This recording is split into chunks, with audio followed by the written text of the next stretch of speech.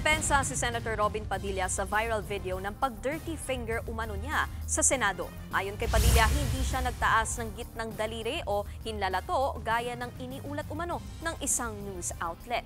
Giit ng senador, index finger o hintuturo ang kanyang itinaas habang umaawit ng lupang hinirang sa pagsisimula ng sesyon ng Senado nitong September 8. Paliwanag ni Padilla, hand gesture daw ito sa relihiyong Islam.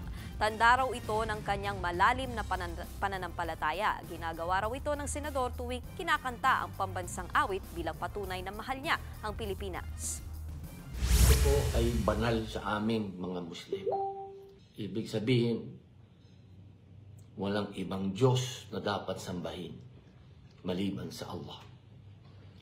Ito po ang pundasyon ng aming pananampalataya. Dito po nakasalalay ang aming pag-ibig, paggalang, pagsunod sa Panginoong Allah. Hindi po namin pwedeng gawing